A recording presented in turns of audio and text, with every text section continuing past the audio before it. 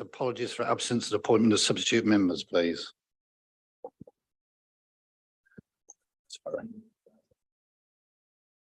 Sorry, we have apologies from Councillor Parker, the substitute of Councillor Councillor Pritchard. Very sorry, Councillor Pritchard's apologies, and Councillor Clark substituted. Thank you for that. Item 2, declaration of interest. Do any members that are asked to declare any interest in the nature of their interest which they may have? Are there any declaration of interest? None stated. Item 3, for those that were here on the committee meeting held on the 12th of September, do they agree that the minutes are a true record? And if so, we agree. Thank you. I will sign those accordingly. Chairman's announcements. A health and safety one. This time of the year, this chamber is inundated with flies. They seem to descend from the ceiling and drop. So that's why all the water is covered by a cover, so they don't dive bomb into your water. If you do see them coming down, they're very dozy and won't cause you any issue at all, and you can just hit them and they'll be gone. But I apologise, the pest controllers are coming on Friday to do. We was hoovered up in here before the meeting, so we should be okay. Right, under the Openness of Local Government Bodies Regulation 2014, members of the public are permitted to film, broadcast and report on this meeting, subject to the efficient running of the meeting not being affected. Only those people who have registered in line with the committee's speaking procedure can address the committee. Those members speaking, I would remind you, you are addressing the committee. You're not allowed to question the members of the committee or the officers on the top here. You're here to make your statement. Members of the public are requested not to call out during the committee's discussion on any item. There are no planned fire drills today, so if the alarm does sound, evacuation instructions will be given by democratic officers on my right and at the back there. And the assembly point is the bottom of the steps on the mount, which is the green mound over there, and the steps on the far side. Could all electronic devices please be switched off or onto silent mode? For those members using laptops, could I please ask them to press F1 on their machines and a blue light will come on indicating the sound is muted. Right, moving on to item 5 on the agenda. Planning application 2022-1066 Pasture Farm, Red House Lane, Hannington. And I'd ask the officer Chris Burton to present this, please. Thank you. Thank you, Chair. Apologies. I'm having immediate technical difficulties. I can't get my presentation up on the screen.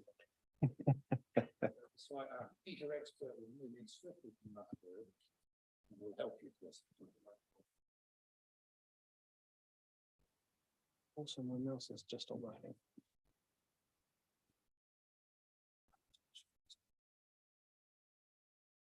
There we go. Very good mouse.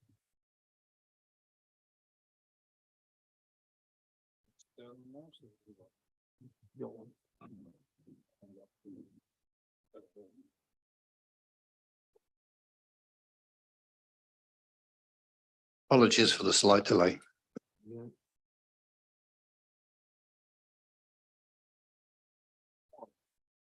Right. Get on presentation mode now. That wasn't working for me. Sorry. IT man back, please. IT man. I can't. I'm holding down there, but I can't do anything on the actual.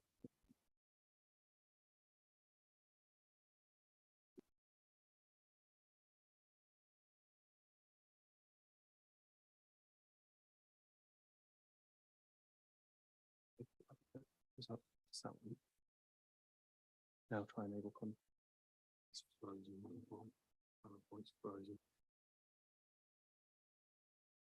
Still an issue.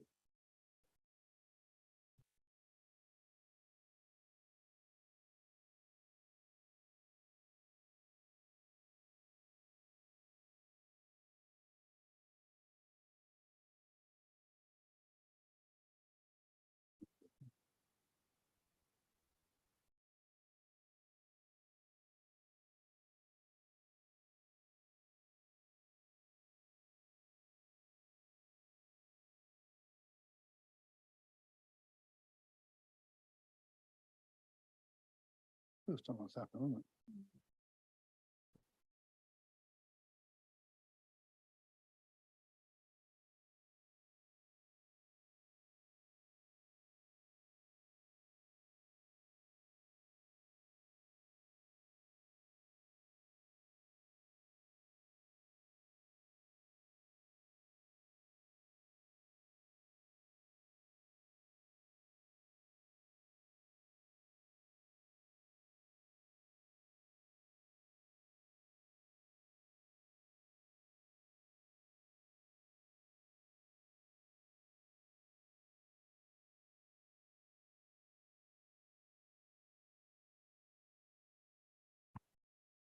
Chair, my apologies for that brief interlude. I will start with a run through of the late representations.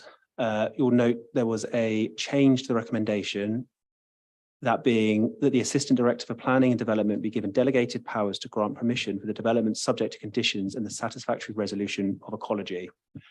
I can confirm that I received interim ecology comments this morning, which concur with officers' view that the ecology report is sufficient and that the mitigation measures should be sufficient, subject to conditions, those conditions being the preparation of a LEMP, that the development is carried out in accordance with the preliminary ecological appraisal. If the development does not commence by the 22nd of November 2024, a revised protected species and habitat report shall be undertaken, and that no development shall take place until a construction management plan has been submitted and approved to the local authority, and a condition regarding no external lighting in the ecological mitigation and biodiversity enhancement areas. I would ask that the recommendation is maintained, as the ecology officer had issues opening the Badger report. He's read the redacted version, but hasn't been able to see past the redactions. Again, the ecology officer's view is that it appears in order, but would just like to confirm, having read the redacted part. So we would expect ecology comments in full by tomorrow.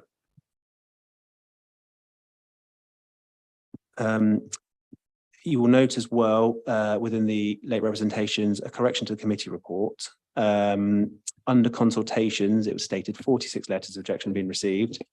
Under heading 6, responsible publicity, 72 objections were recorded. I'm afraid that that's an error on my part. It's the report's auto-generated, and we later updated it. Further to that, it should have read 71 objections, as one objection was a petition which was recorded as a single objection. I counted 210 names on the petition. The contents of the petition were read as part of the initial delegated report, but I have, just as part of the late rep, listed the main issues that were included within it. Since the late representation was published, I've received a further 4 objections. Again, those objections predominantly highlight issues with highways and impact on the village. Within the late representation, I also include further highway officer comments. This was following committee site visit and the conversation I had regarding some of the concerns raised by members. I also have the highways officer sitting to my left. I've also clarified part of the parish comments. An error on my part was including the Hannington Parish Council under the parish comments in the committee report. Rather, I put the Holcott Parish Council objection instead. So I have, just for clarity, covered the Hannington Parish Council objection. Again, this was read at the time. So that just covers off that error. I have received a letter from the Woodford Members Parish Council. That is, I suppose, not a support or objection, but a comment. And I've included the slightly redacted version in the late representation for members to read. I've also received further comment from Walgrave Parish Council after the publication of the committee report. That was with a request for a condition preventing right turn out of the application site. And I can confirm that we have included a occupational management traffic plan condition of which we would expect that issue to be covered off. And say another further public objection, actually 2 emails from the same member of the public with further objections, which I've listed in the late update report. With regards to the conditions, 7 of the conditions listed in the original delegated report include a erroneous reference to SS2 of the South Northamptonshire local plan. That's an error in drafting. They require updating to the local plan part 2 for Daventry. It doesn't affect the implementation of the condition or the wording of the condition. It's merely the reason for and referencing the Daventry plan as opposed to the South Northamptonshire local plan part 2. We then have the following conditions: the operational traffic management plan. Within that, I'd note the tracking of the largest vehicles to be used. So that requires tracking of the vehicles at both the site entrance and the A43 Redhouse Lane Crossroad Junction, as well as a routing schedule for the HGV. So that where we expect to see a prescribed routing of the vehicles coming out of the site. Condition 26 is the removal of temporary use of the land. So this removes the permitted development rights of any temporary use that may occur under the 28-day rule, and would require a submission of a planning application instead. And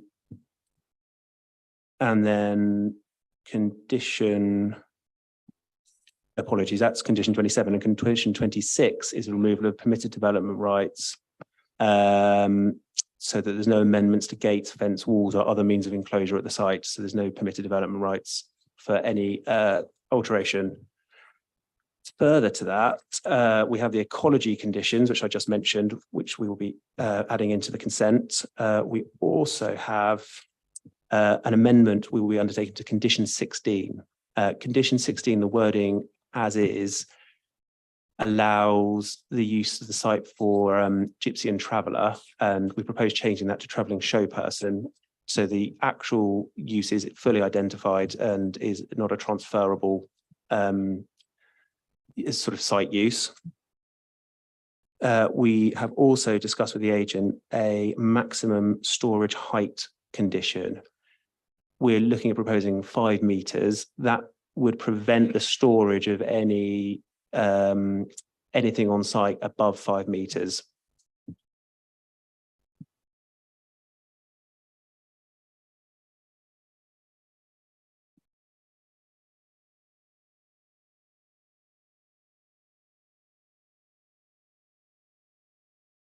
And that, members, is my late updates, and I shall move on to the presentation. We will have to do it, I'm afraid, like this, as we can't make it work the other way. So I shall click through the slides. So before you is an application of the change of use of land and buildings from mixed residential and equestrian use to use as a showman's family quarters at Pastures Farm, Redhouse Lane, Hannington, Northamptonshire. The site sits northeast of Hannington and opposite Mere Farm Business Complex, accessed off Redhouse Lane with the A43, not only close by, but to the northeast. It's also audible from the site. The site itself falls within the clay plateau landscape character type and further broken down into the Silwall Plateau character area. This side here is the site context. So you can see the red line of the site there. And then we have to the west, the village of Hannington, the road, and then on to the A43. The fields are generally large with gentle rises and falls, allowing well-established hedgerows with a high percentage of associated trees to be clearly visible. In terms of the opportunities for public views into the proposed site, the hedgerow along the southeastern side of Redhouse Lane is well established and with few gaps, providing strong mitigation of the site for car drivers using the road. So here we have the view looking out towards the road. So this is behind the dwelling you saw on site. This is the rural occupancy condition dwelling.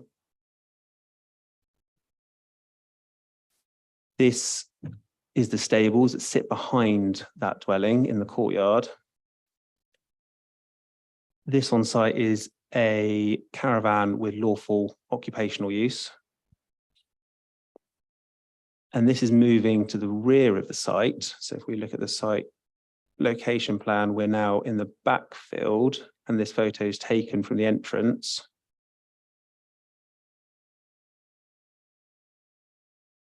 So as you're looking at the field, this looks to the left, and members will remember on the site visit that there was a fence running as we look up the field to our left, running up the site. And this is a photo of the wider site to the rear. Local footpaths have been identified, though there are none within the proposed site. 3 of the nearest public rights of way are CT6, CT9 and CT5 and are all located at least 2 fields to the southwest of the site. There is markings on the southwestern boundary as well as established hedge and associated trees which have been identified to be retained, and this provides strong mitigation of the site beyond the 3 rights of way. Access is proposed via the existing onto Red House Lane. The anticipated design line of vehicle is to the A43, and a traffic management plan condition is being included, which will control large vehicle movement to turning right only. This is the existing site at Woodford Hells, which was first granted and occupied by the applicants in 1974. At that time, the proposed occupants were the applicant and his brother and their partners and their parents. Over almost 50 years, the applicant and his brother have had their own families and in turn have had their own children. Consequently, there are 4 generations of family on this site. Natural growth has occurred, so too has the number of vehicles and size, and of course, the rides and fairground equipment. At the current site, residential development has occurred around it, meaning that opportunity to expand is limited. Also, connecting roads are no longer suitable for the showman's rides and equipment as they once were, as cars associated with the surrounding residential development often park on the surrounding roads, narrowing the width of the carriageway and making it difficult for the showmen to navigate through when bringing their vehicles equipment back to site.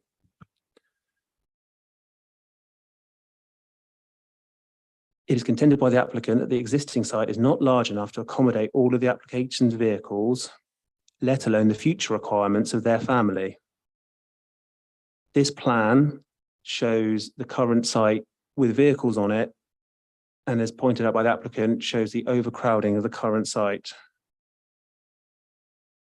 The view is that it does not meet current health and safety standards in terms of space.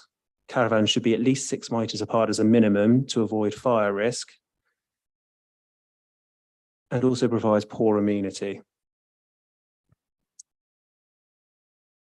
On site with members, we discussed providing an overlay of the proposed application on an aerial view, and I have had this printed out, so I will have this handed round, as I appreciate it's probably quite difficult to see on our screen.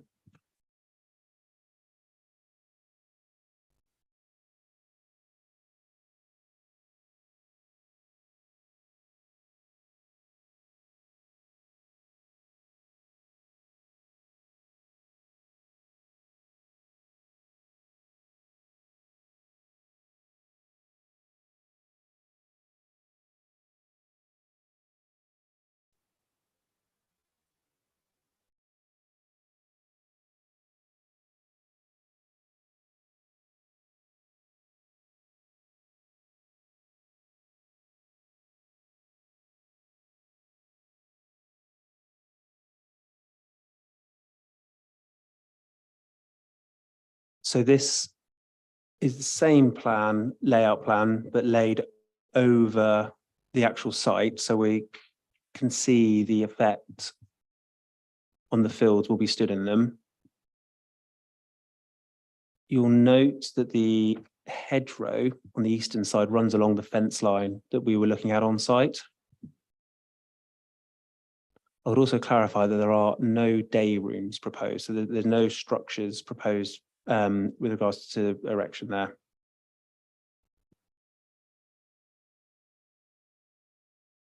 So to the rear of the site, 6 plots are proposed with associated residential and then associated parking as well for fairground rides.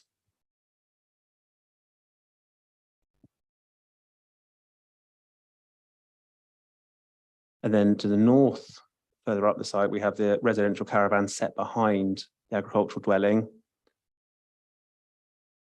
We then have the stables that we looked at and the hard standing. Those stables are proposed for conversion to storage of fairground equipment. And then behind the agricultural dwelling, 2 further residences.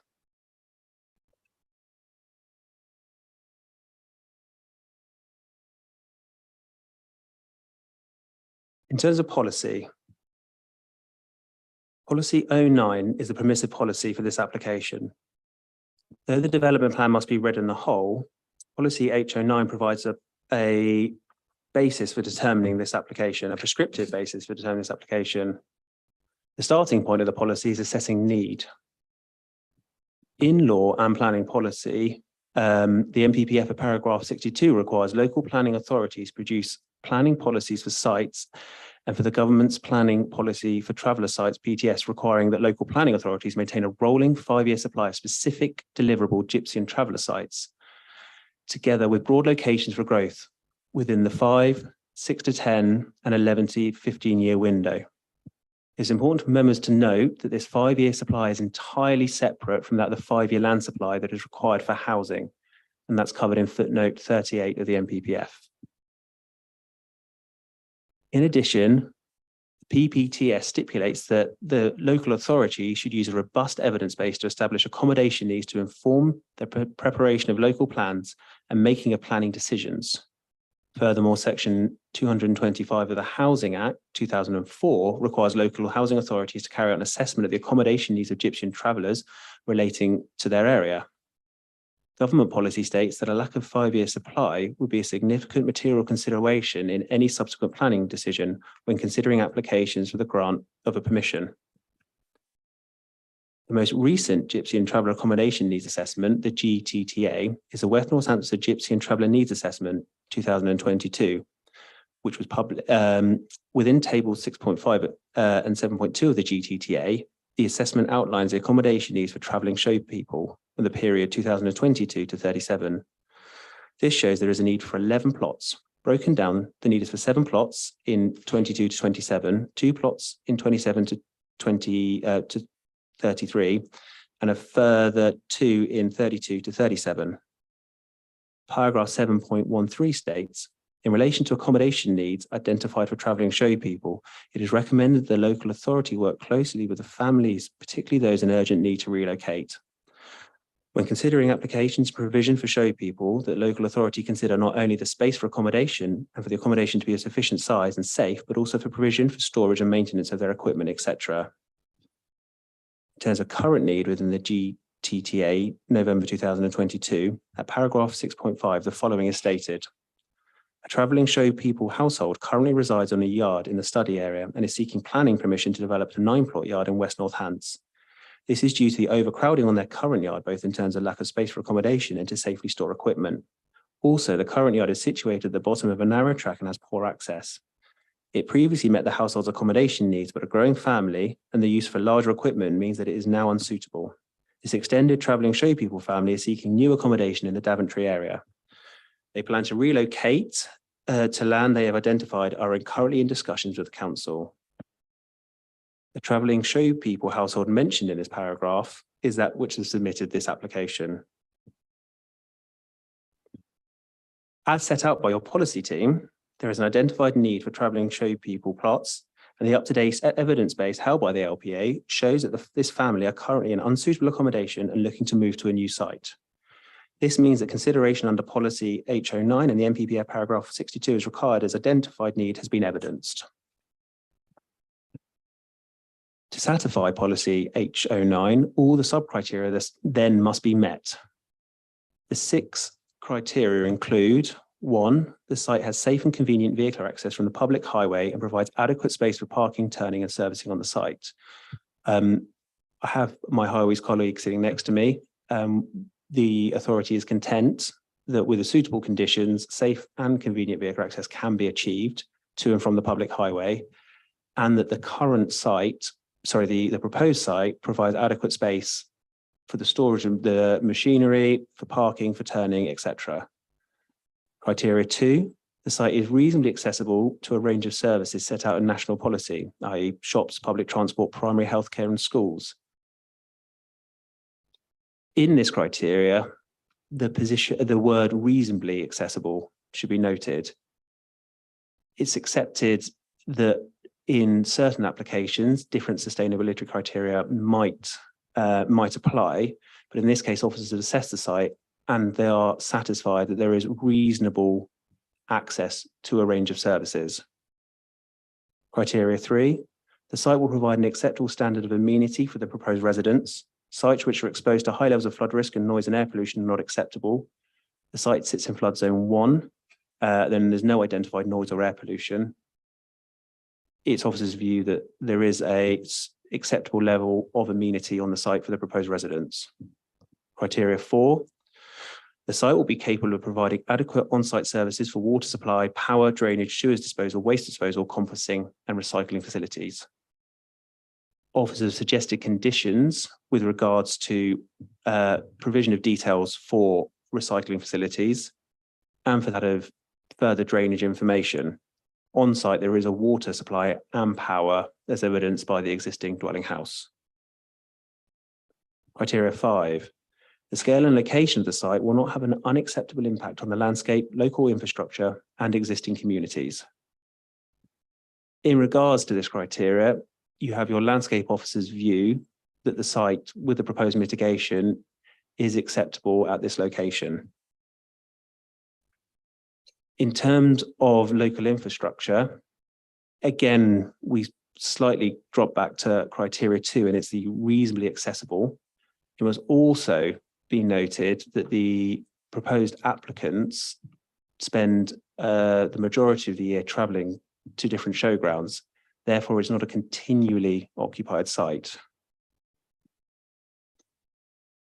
The number of local objection and petitions have been noted, and there is a concern from local residents in terms of impact of having further residents in the location. However, due to the nature of the occupation of the site, this will be limited in terms of the time of year that the site's used. And again, it's that reasonably accessible provision in terms of local services.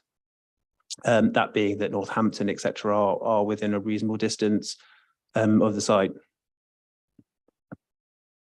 And for criteria 6, which is applicable to this policy and this application, in the case of sites for travelling show people, there will be sufficient space for the storage and maintenance of equipment and the parking and manoeuvring of all vehicles associated with the occupiers. Additional screening may be required having regard to the nature of the equipment that is being stored.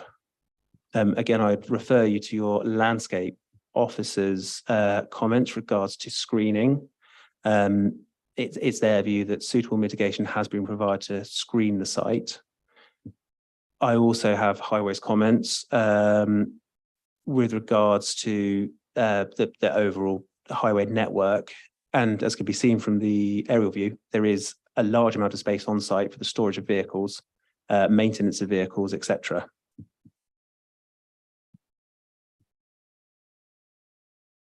In working through policy HO9, officers are of the view that the scheme is acceptable under our policy, and as such, our recommendation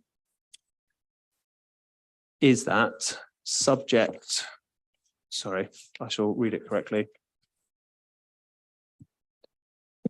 And so our recommendation is that the Assistant Director for Planning and Development be given delegated powers to grant permission for the development subject to conditions and the satisfactory resolution of ecology. Thank you, members. Yes, thank you, Chris. It's time for questions from the members of the officer on the presentation he's just made. So make these questions, please. Thank you, Chair. And thank you, Chris, for the presentation, which was very helpful indeed. And I also thank you for the site visit that we paid with lots of detail and attention there and the walkthrough. A question in terms, two things. One, you had a petition that was sent through to you with a number of signatures to it. Do you know, out of interest, if those are residents of the local area of Huntingdon itself? Councillor, there were addresses of residents on there.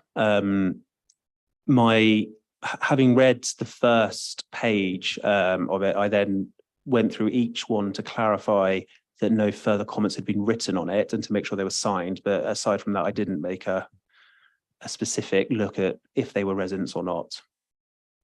Okay, thank you. And the question, if I may, to Phil, your highways colleague next to you, through you, Chair, if I can ask the question, in terms of the condition that's been mentioned of a right-hand turn exiting the property, clearly it can be requested, but is it enforceable, or who would enforce that? I can absolutely see and understand from the parish council, I think it's Walgrave who raised it.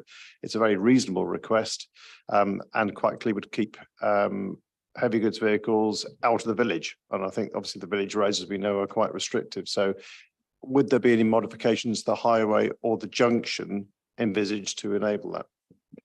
Yeah, first thing to say is we obviously support the request for that condition, and it is something that we raised early on in the consultation process. It's a common condition to restrict the movement of heavy goods vehicles in a certain direction. So yes, it would be enforceable. The traffic management plan would be an enforceable condition enforced by the planning authority rather than highways.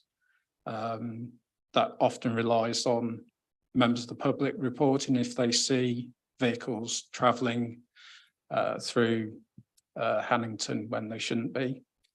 And in terms of the modifications required, we've had the access tracked for a 16.5 metre vehicle, but clearly the site is going to be used for the storage of exceptional vehicles, so longer vehicles. So as part of the traffic management plan, we've also asked them to track for the largest vehicle that's going to be stored on site, just to ensure that there's no verge overrunning as it turns out of the site to the right, and also for the A43 junction as well.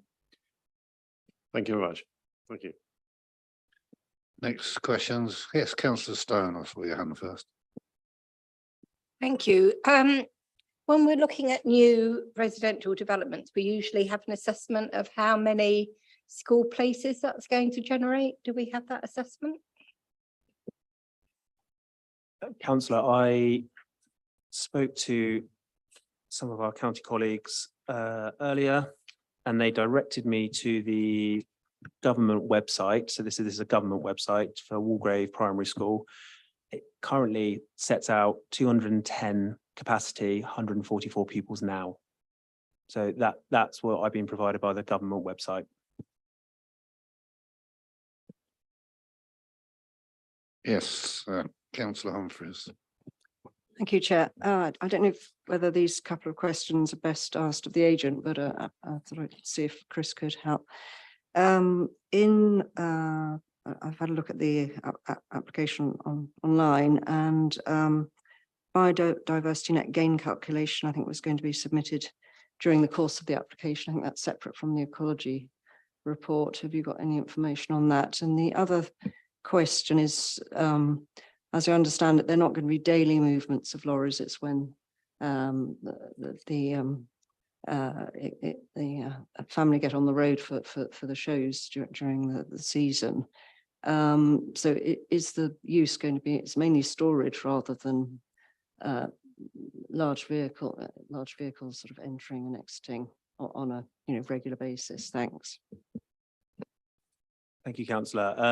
In terms of the BNG, that is a comment made from our ecologist. So, sorry, just scanning for it.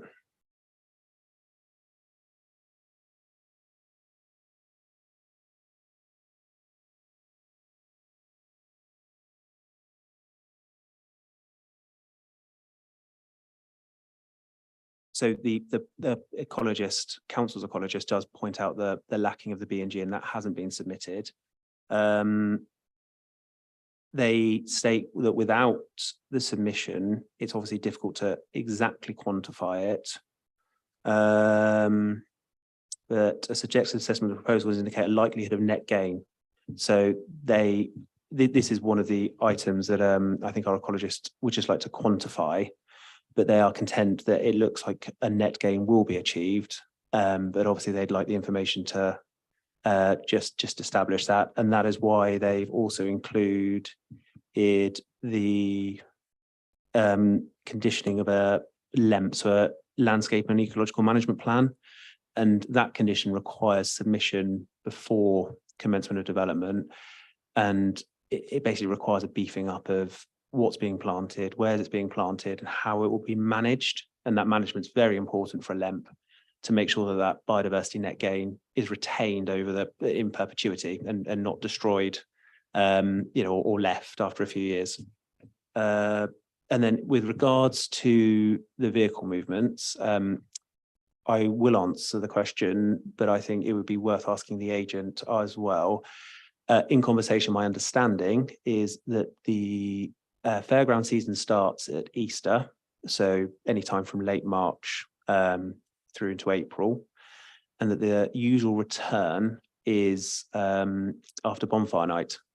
And there may be some winter fairs, such as the Christmas lights turning on, etc., which could see a slightly extended season. And then over Christmas, January, February through to Easter is when the site will predominantly be occupied. In terms of storage of materials outside of that, most of the storage is that of the fairground equipment, so that will be off-site for the majority of the year. Councillor Herring. Thank you.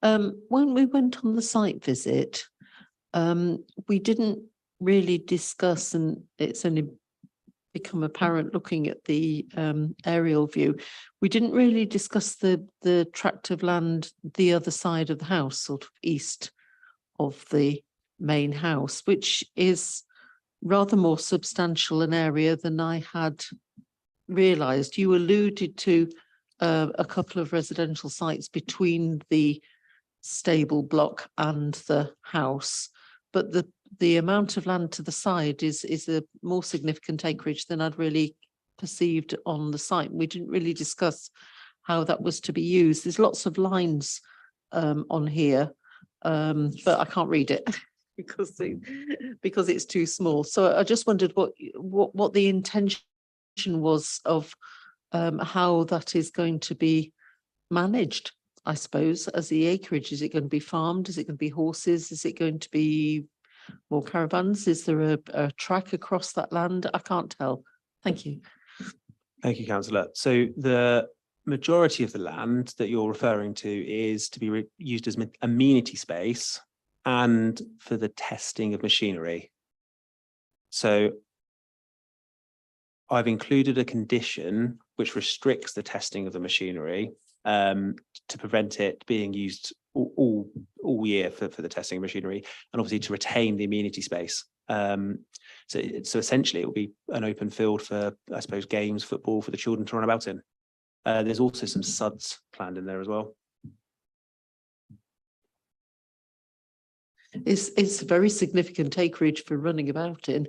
It took us a while just to walk up the track, but I think I hadn't realised that when we looked at the back, we looked about the storage of the equipment and the residential pitches.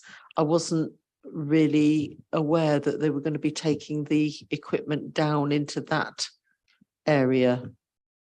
So are they going to be storing and moving the equipment around the whole site? We only looked really specifically at that back plot, and we said that that was going to be for the storage, and I thought they'd do their testing there. I didn't realise they were going to actually be moving then the equipment. And how can you tell whether it's actually stored or being tested? Because if there's going to be equipment all the way down there, you won't really know, will you? No, and that's why I have conditioned it so there's no more than 5 days of consecutive testing. So that provides, I think, some bite in that it's a short period of time that it can be put onto that land for testing. Not per, but is that per machine? That's not per machine. It's currently, sorry, That's 5 days in total for all of their equipment. No, that's 5 days consecutively, 30 Yeah. days total.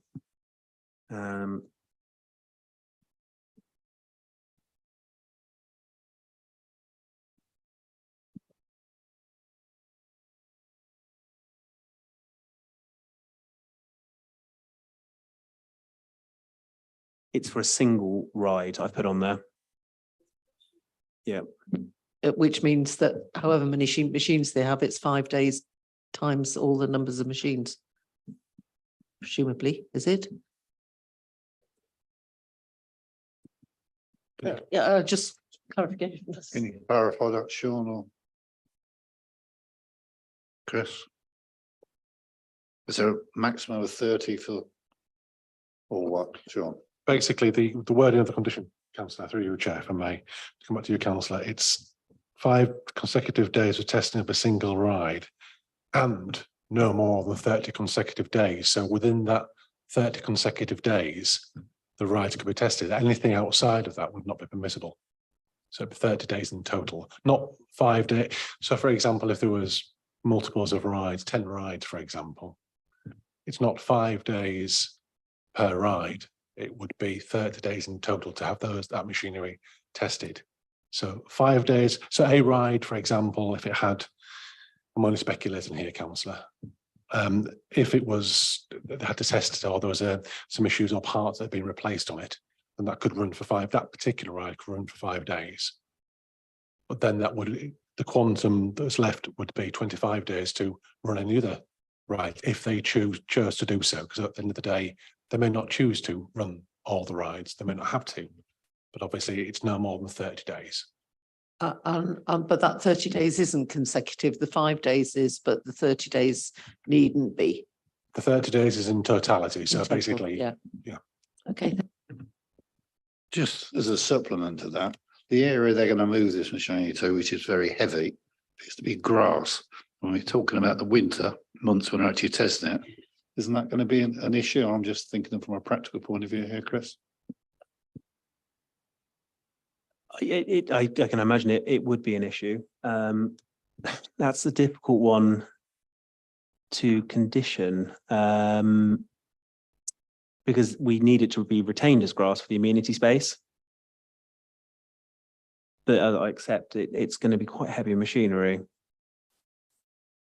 I might need to ponder that for a minute, Chair, sorry. Well, perhaps we may ask that of the agent later when does his presentation. Maybe they're going to board it or something temporarily. I don't know. Councillor. Thank you, Chairman. Just a question, really. I suppose it involves both areas, highways and planning, but on the point that we've just raised about the use of machines or any machinery at all, access to the site over poor weather, effectively bringing mud onto the road. I mean, that's a concern in terms of any vehicles, of heavy goods vehicles, using a road surface. What is there a thought about that in terms of the contaminants from the field? I thought As that in was the mud? already conditioned in the report, to be honest, in terms of contamination from the site onto the road. That's part of the transport plan, I believe. Is that true? That's correct, councillor, yeah. Thank you, Sorry, Mr. So we're already covered, councillor. Next member, sorry, I saw councillor Russell first. Thank you very much. What security protocols or requirements or buildings are going to be used or required in the mitigation of security? How is this? It's a huge site. How is the site going to be made secure, given the amount of rural crime there is in the area? Well, not just the area, but rural crime is on the increase. Well, the applicant will be on site with their machinery. So natural surveillance, I think, is the greatest deterrence in terms of rural crime. And quite often, I'd say rural crime is often an issue because there is no one to see it. So with the applicant being with their machinery, and you'll see the natural layout of the site is that most of the machinery sits with a residential plot. We have put conditions on the application which require details such as fencing, etc., to be submitted to the local authority. That is as we consider the I suppose the implications of the applicant naturally will want to secure their site, but at the same time, we want to retain the rural landscape of the site as well. So that gives the authority the chance to look at any submission by the applicant to see how they wish to secure the site and prevent large fencing, et cetera, being erected before we've looked at those provisions. And I think that's the main way. You know, it's natural surveillance by the applicant. They will be with their machinery, so it's very difficult then for rural crime to take place when someone is residing next to the equipment that someone's looking at stealing. Councillor Manners. Thank you, Chair. I just want to confirm, you may have covered it already and I may have missed it, but the landscape officer's detailed recommendations, they will all be put into the landscape plan.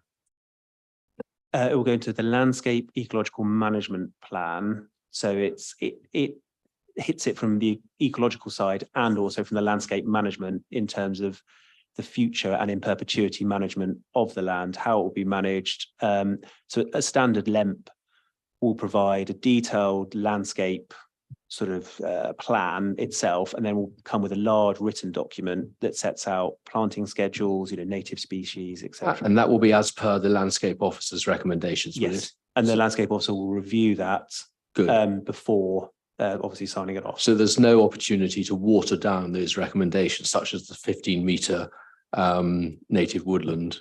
Well, no, because then that wouldn't be in accordance with the Good. submitted plan. And That's fine. No, I just wanted just to check. Thank you, very much. It's not absolutely clear in the documentation. And the second question I have in terms of lighting, white light.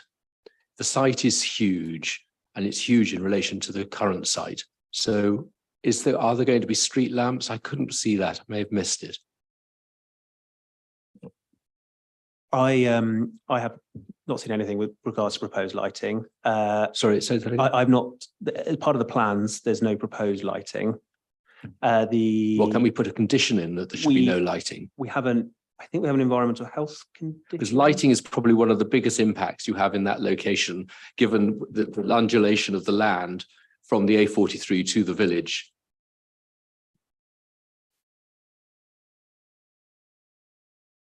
Sorry, condition 18 is a Sorry if I missed it. further condition by our ecologist as suggested today, which we'll be including as well, is no lighting at all in the mitigation areas. So there'll be two conditions with regards to lighting. Okay, thank you. Any more members with questions? It's down to me then. I've got three questions for you. Under the environmental health consultation, when it speaks about land assessment, I didn't see anywhere in there where it actually tells us what the quality of the land is. I see one of the objectives suggested it was grade 1. Do we know what the quality of the land is? No, I'm afraid I don't, Chair. I have, I look at the applicant. I did ask the applicant, but I think they were, the agent for the applicant. So I'm not sure if they know either, but I'm afraid we don't know. I'll address that question to him later. My second question, Councillor Stone made a good point about education in the local schools. Yeah, when we were on site, you explained to us, for those who are on the site visit, how education will be delivered, and for the benefit of the people that weren't on the site, could you go through that again, please? I'm more than happy to, Chair, but I wonder if the applicant's agent might be better suited, as they're more familiar than myself. But I'm happy to go through what I was told by the agent, or if you'd like to address him directly. No, we'll go to the expert then, shall we? No offence. None taken, Chair. And my third question, just to clarify for me, on page 40, condition 16. I think you may have covered this, or I may have missed it, where it says no persons other than gypsies and travellers.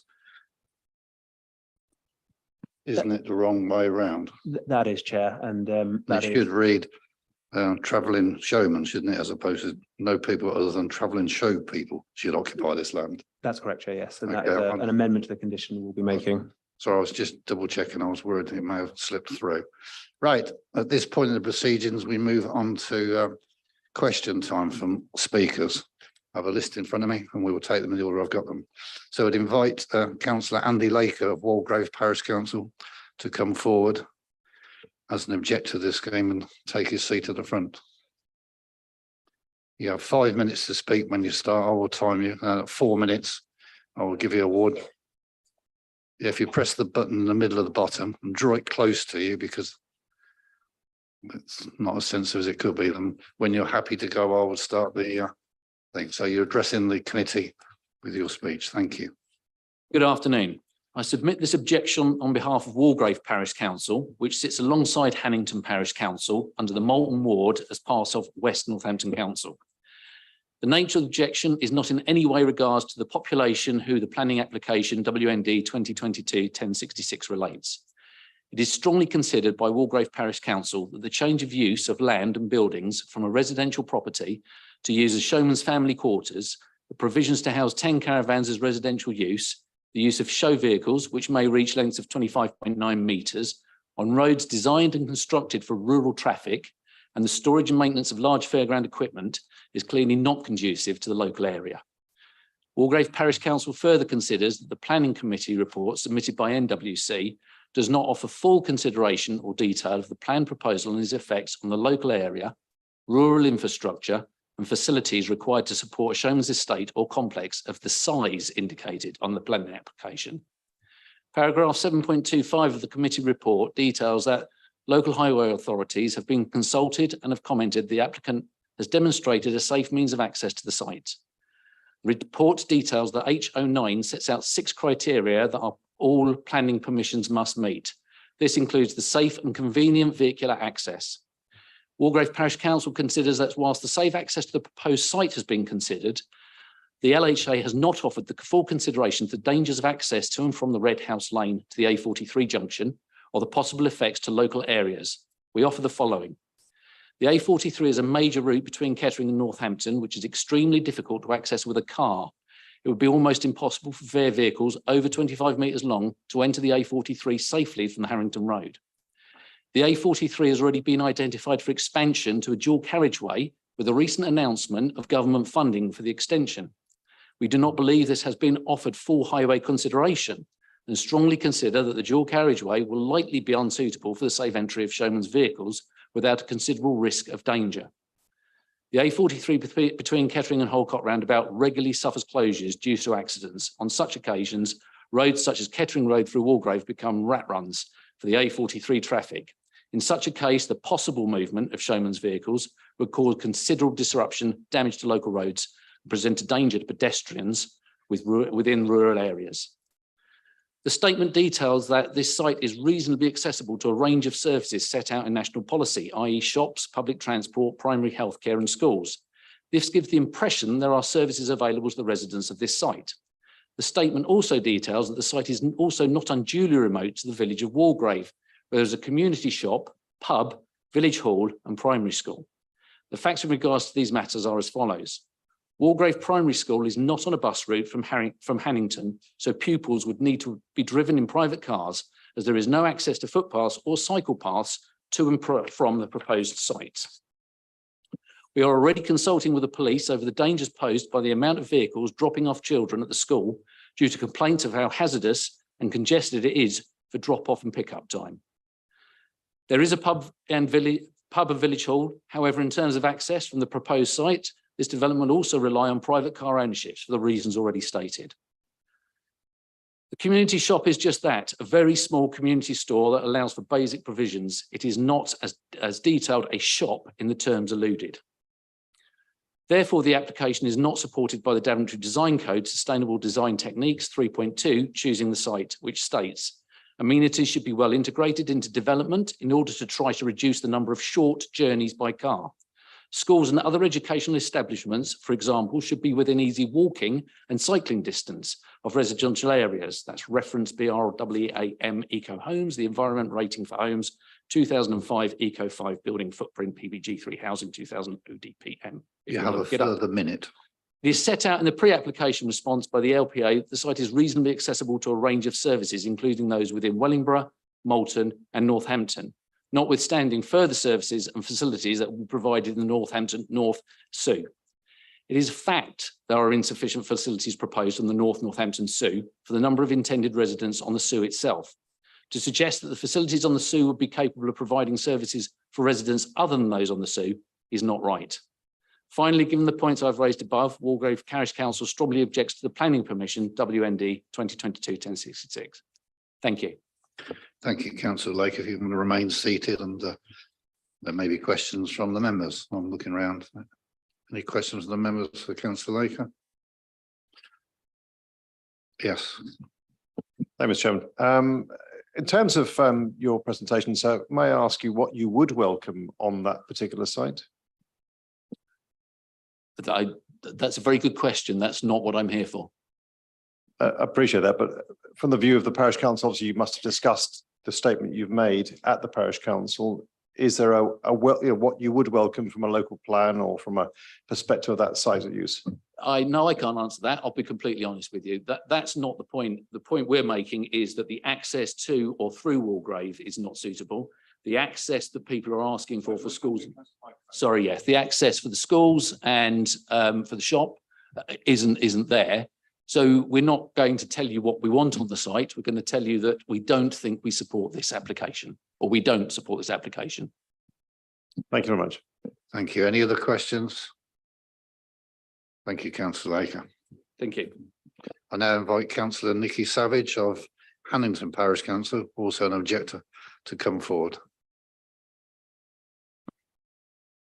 Make yourself comfortable, switch the microphone on, then I'll start and give you a Hi, in everybody. your own time. Thank you. So thank you for the time today. Firstly, I just want to state that this objection is in no way related to the applicant or the applicant's family and their way of life. So I'm objecting to the scale of this development and its siting in open countryside and existing farmland. To give you some sense of the scale, the proposal considers a site of around 7 hectares. The estimated size of the developed areas of Hannington Village amount to 13 hectares. This should give you an appreciation of the comparative scale, broadly half the size of the village development. Now, even if that estimate were wrong by 50%, say, because it's rudimentary, the proposed development would be broadly 1/3 the size of the village. So I'm trying to give you some appreciation of the sheer scale, comparative scale with the village. The LPA Landscape Officer's comments in section 7.37 of the report do not address that scale when considering the specific criteria required to be met as part of policy H09. The site is indeed in open countryside, and pasture will be lost to hard standing and likely lost during use with turning and testing of large vehicles in the winter months, as already mentioned in the conversation we've had this afternoon. The overall impact of the proposal is that this will significantly alter the character and the form of Hannington as a rural village. The countryside surrounding the village and the rural impression of the approach to Hannington, particularly from the A43, will be impacted. In fact, the report itself refers to the screening being required to, quote, address the unacceptable landscape impact, unquote, section 7.44. Now, I appreciate the screening condition has been set out, but for the size and scale of this development, that screening will likely not be affected for 10 years plus because it needs to be mature trees. In fact, the report goes further to suggest that screening is started as soon as possible. Now, ordinarily, development in open countryside outside the confines of Hannington Village would not be permitted. There is policy in place which prevents this and has been referenced in recent planning application refusals in the vicinity of this particular site. These past planning applications have been refused on the basis of impact on the open countryside and biodiversity. I'm concerned, given its scale and detrimental impact on the countryside, how and why this application should be recommended for approval.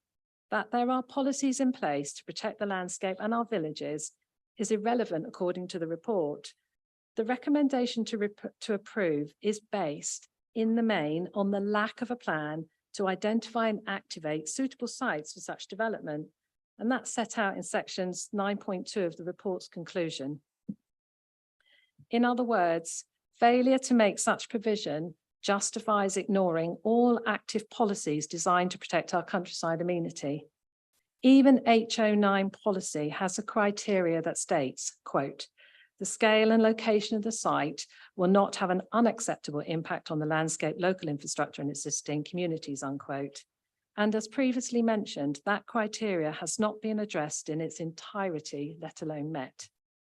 Also want to draw your attention to the numerous conditions that have been set out to limit the impact.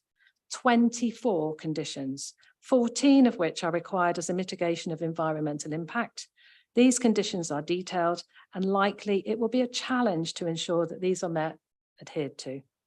This further suggests that the modifications required to the site stroke proposal are significant and the site is actually not suitable for the purposes stated. You have one further minute. And as of this morning, a further 3 conditions have been set out, 2 of which address environmental concerns, and these are in response to further objections. Note also that the addendum from this morning also corrected errors in the report, and I've just heard now some more ecology conditions latterly received and a storage height restriction have been added. Lastly, there is a policy to ensure fair and equal consideration of applications of this nature, given the recent refusals for other developments in the vicinity. Therein lies a suggestion that this development will be given unfair and preferential consideration if approved, which is clearly not fair and equal. Thank you. Thank you, for councillor listening. Savage. If you want to remain seated. Members, any questions for councillor Savage? No, you are relieved. Thank you very much Thank indeed. you. I now invite councillor Darrell Basford, again of Hannington Parish Council, to come forward, please. Thank you.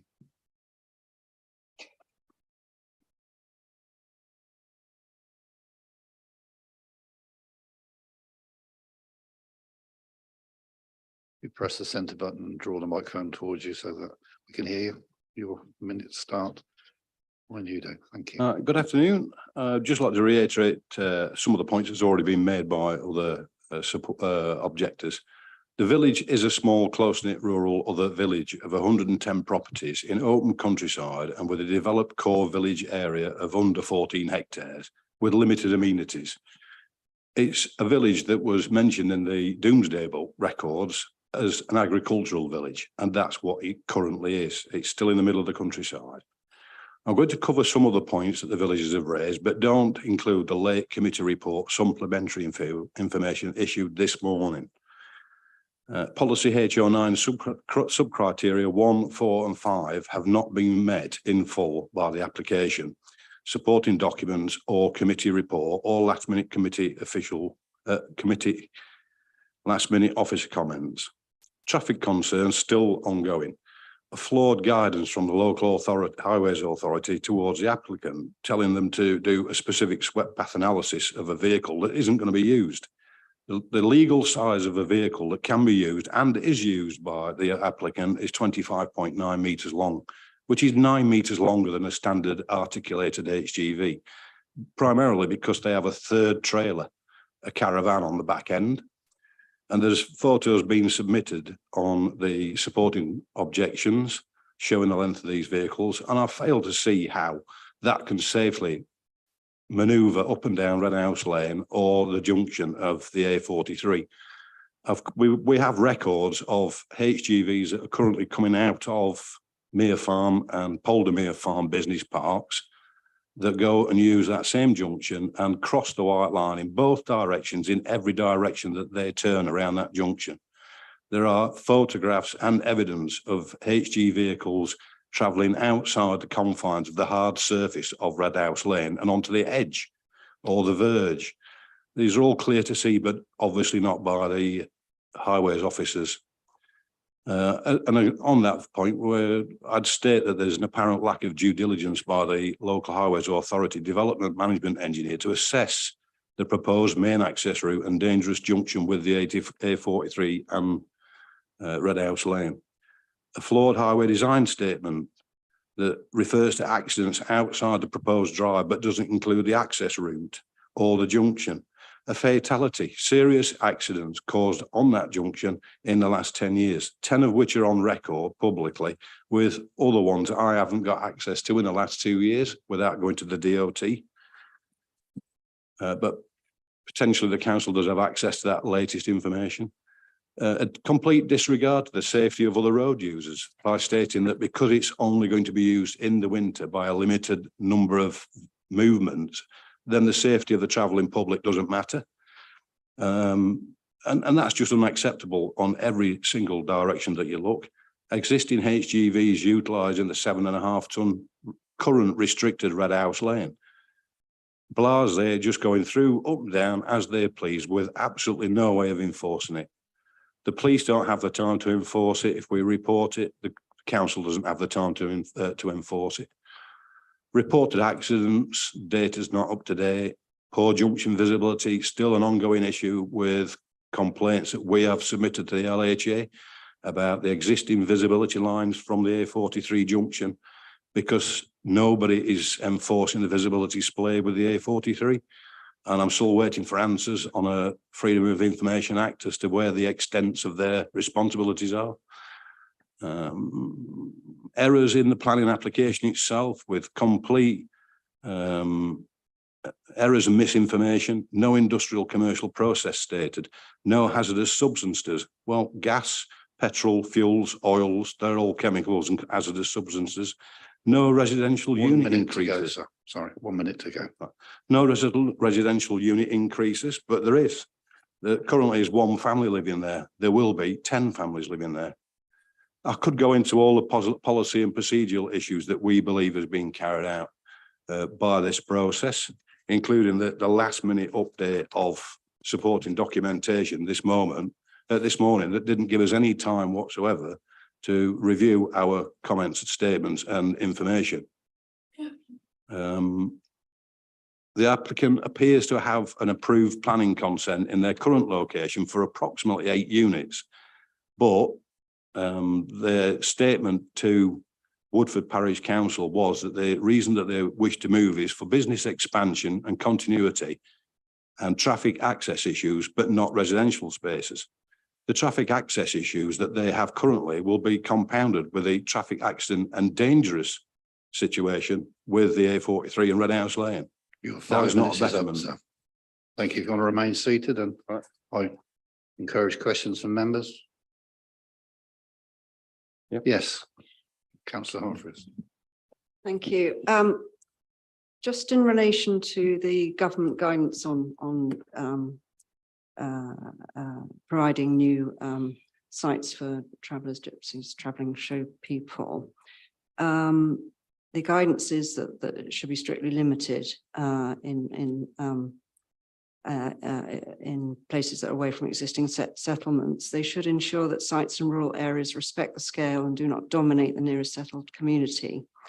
Can you just give an indication why you think it might? Well, this would dominate. I think it's quite clear that the domination is the fact that the proposed development is half the size of our village.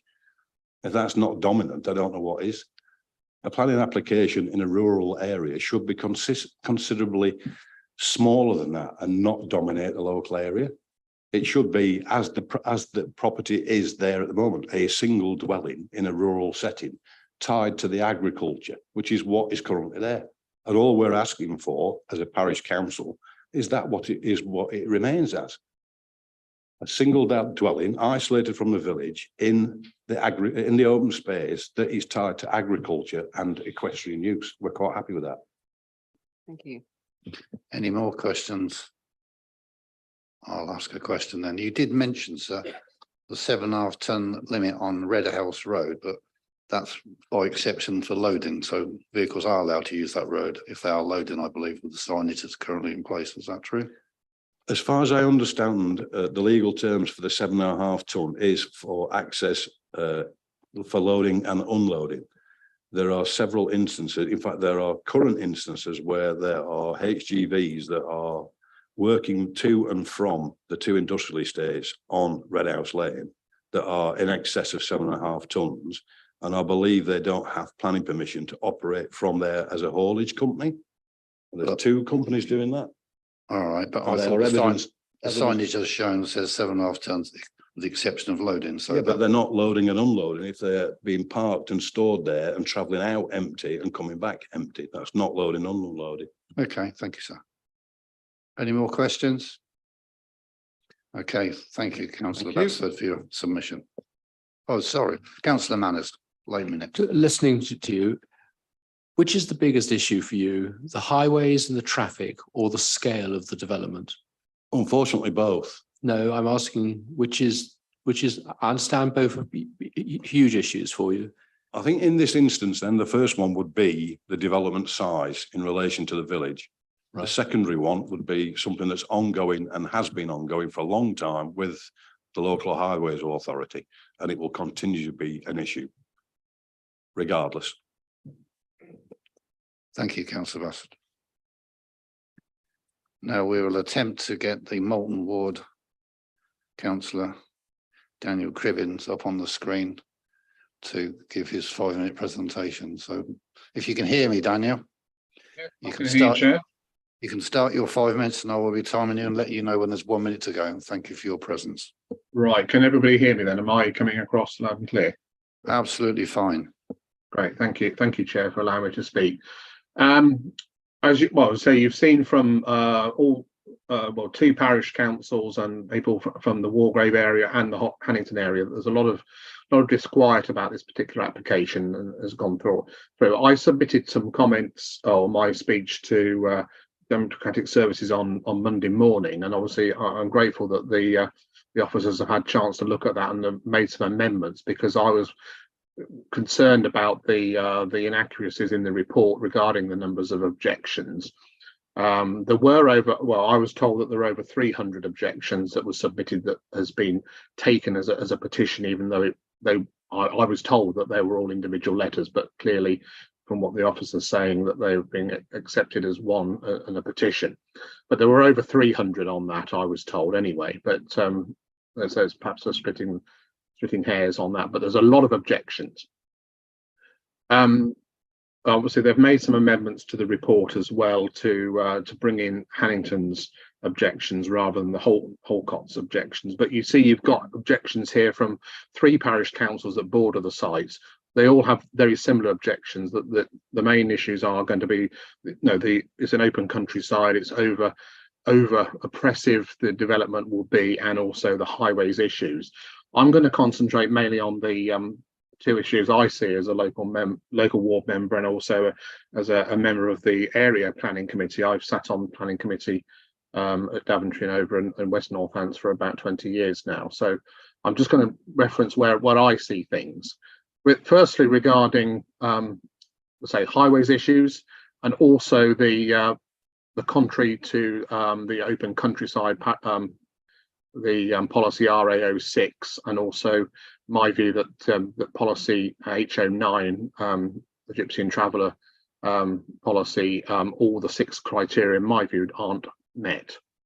Firstly, with regard to highways, obviously we've heard a lot this afternoon regarding highways. Highways has come back with some additional comments. I just simply can't accept that this junction of the A43 is suitable for this type of vehicles coming in and out.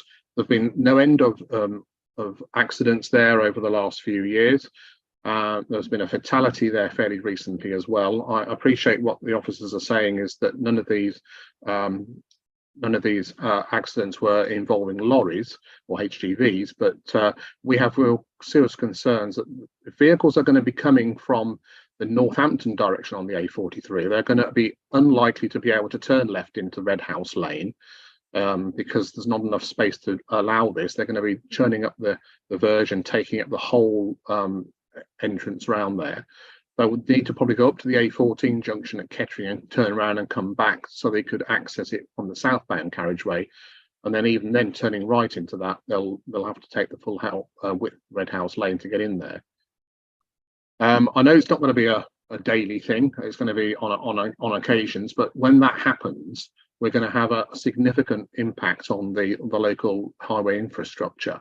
There doesn't seem to be any mitigation provided for this. Are there going to be road closures? Are there going to be escort vehicles? Is the police going to be in attendance to be able to help this to happen?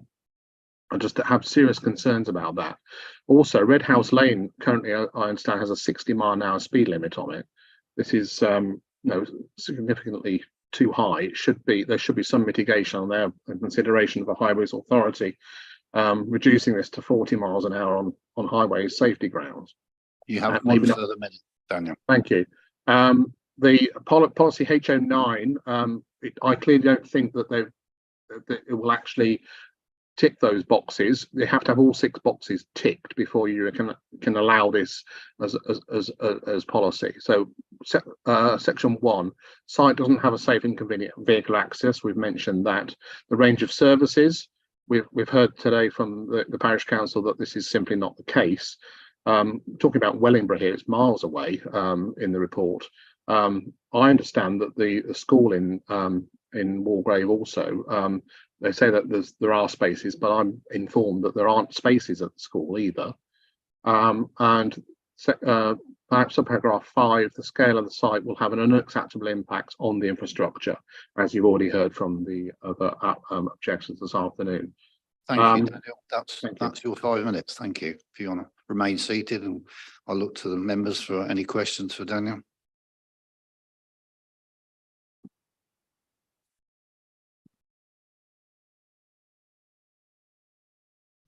Okay, no questions for you, Daniel. Thank you. Thank you, Chair. Right, our final speaker is Nick Baisley, the agent for the application. If you could come forward to the table.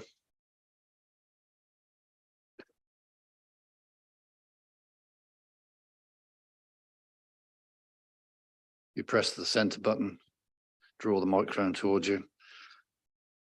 And in your own time, I'll start the 5 minutes when you commence.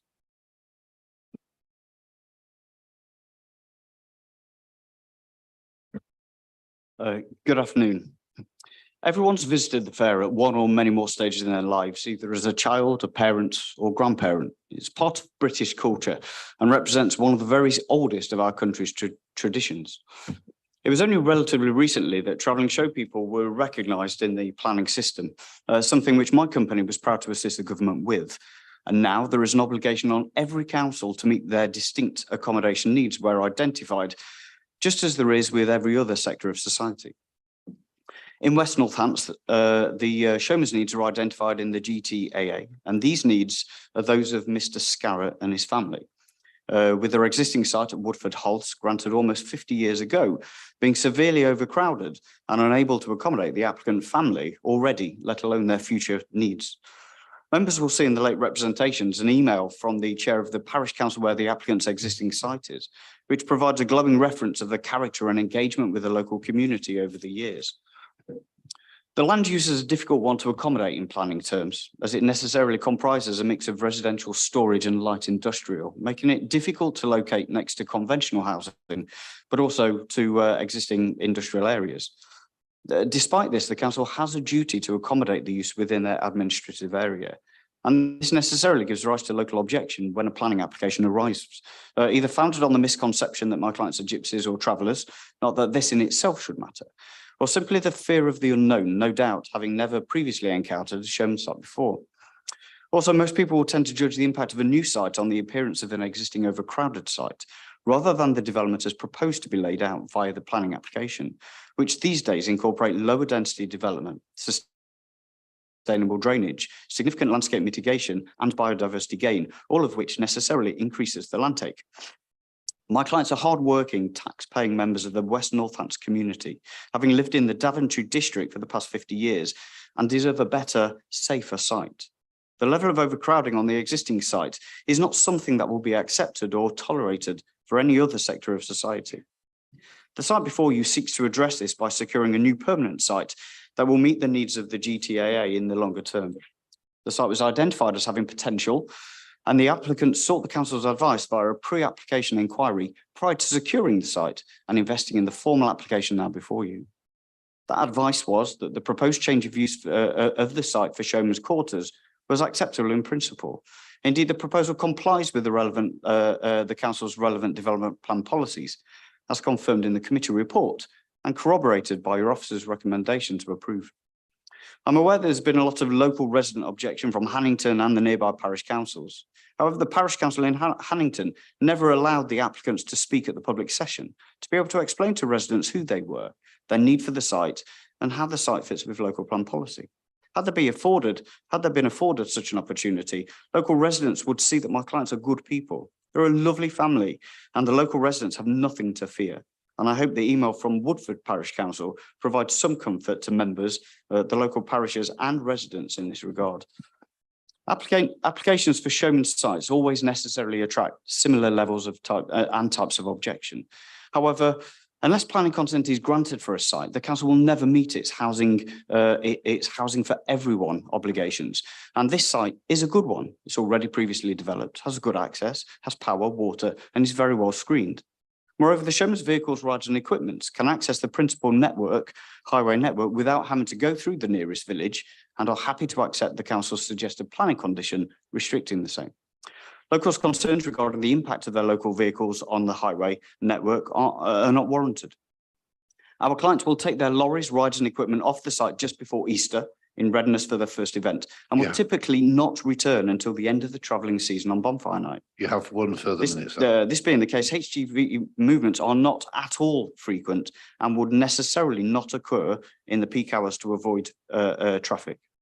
The applicants have done everything good practice-wise that they are expected to: identify a site, seek pre-application advice before submitting a formal planning application.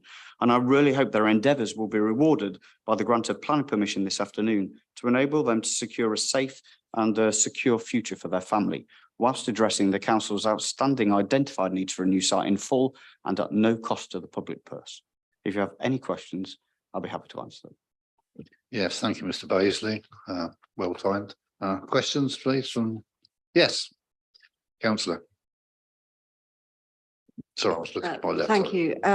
Just to be clear, there'll be give or take 2 movements a year of the HGVs when they leave the site to go to the different locations and when they come back at one point. Yes, generally. I mean, the only time they'd return is if an event was cancelled or if a vehicle broke down and that needed to come back. But in terms of the whole site leaving and the whole site coming back, out once and coming back once. And the other important thing is where they have to get set up, they have to leave early. So we're talking 4 o'clock in the morning. It's not at the peak AM times or anything like that. And that's regulated by their own. I mean, they have with their equipment, which is large and cumbersome. But what I would say is they're born and bred driving and maneuvering in very, very tight sites, and all of the vehicles that they use go up and down the country along every single roundabout and everything else. They have no desire to be stuck in traffic, so they will be going out at that time of morning. Councillor Manners. Sorry. Thank you, Chair. Nick, why do you need such a large site? So, because that's the bit that I'm struggling with, is I look at the overlay of your current site. Yeah. And then I look at these when we drove in up to the sort of hedge line in the field. It just seems that this is potential overdevelopment. I know this goes up to 2037, whatever the time is, but it just seems that this is an overdevelopment or potential overdevelopment of a greenfield site in open countryside. Yeah.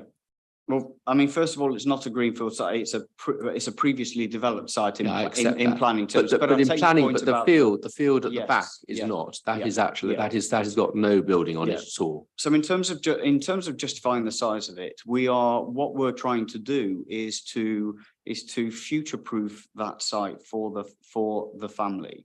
What we've heard, the last site was 1974. We're talking 50 years. This is a once in a generation, twice in a generation opportunity to design out for them to meet their needs over the next time. There is no point going for the minimum site possible to cram them in 5 years' time to have to then either have an application to extend it or to try and find another site it's to do it that way. The second thing is the size of the application site in quantitative terms, in terms of the extent of the red line, is not doing my clients, or it's doing a little injustice, I guess, because everything that I'm proposing has to be within the red line. But in actual fact, a large part of the northern part of the site is the existing house, land behind it, and it's to preserve any character from the front rather than putting all of the equipment at the front. The land at the back we are keeping to existing hedgerow field boundaries. Within that red line, we've got significant peripheral new woodland screening, and we've also got where we're separating the yards, and this is the modern way of doing it. You separate the individual plots for a caravan and an area of grass, and then screening, and then the area for individual equipment. So it's not that it's that we're doing all of it and it's going to be absolutely jam-packed full. The whole point of it is to create a better quality of Showman site, to future-proof it, but also to incorporate all these other things, landscaping, planting, a sustainable urban drainage system. There was a query about, well, there's a large area of land to the side. Well, what's that used for? And I think the officer had explained it was for amenity. It's amenity, but it's not active amenity. If the problem with the site plan is that everything at this level is quite small and you can't read it. But in actual fact, if you zoom in, there is a proposed post and rail fence that actually contains the amenity, the grassland. The bit beyond is for a sustainable urban drainage system, a wildflower meadow. And the other half of it is for the testing of rides. And the reason it's on grass is because it doesn't need to happen very long, and therefore in terms of a balance, it makes no sense providing a permanent hard standing that is there all year round, when in actual fact the testing of the rides is only needed for a few days a year. In terms of, well, if it's in the winter and it's muddy, what happens? Again, I would just say these are showmen. They are adept at going on lots of sites where there's been heavy rainfall. They have their own trackway system. So in terms of that, if it was wet on there, they would lay their track, erect it and put it down. There is no danger of residents or anyone driving past and seeing a helter-skelter at 100 foot in the air for days and days. The whole point of testing is to be able to just make sure that it is paramount for the public. If they're going to operate on the site, they need to be able to know that it is safe, but it goes up, it comes down, it's packaged away, and it's off. It is, there is no advantage for the applicants to store something up and keep it there. It's going to get damaged by the way, it's going to get damaged or whatever. So did you, thank you for that. Did you look at a plan that didn't include the field to the south? Which is essentially on brownfield land. Yes, we did. But what we felt was that it didn't allow for that future. It didn't allow for the future proofing, and therefore it might have contained the immediate needs now, but not for the. I mean, the 6 additional plots are not for them at the moment. It's for 4 concealed households on the site and 2 future ones. So it's for future provision, and therefore the idea will be that they will move on, hopefully within the main body, and then as and when the 6 plots are developed out. By that stage, the planting, which you will have picked up from the committee report, where the landscape officer said ideally as advanced planting. Well, this will work very well because the broadleaf tree planting will be planted in the first available season. By the time the land at the back is required and gets developed, you are going to have that landscape planting. I take the point that it might take 10 years to be fully effective.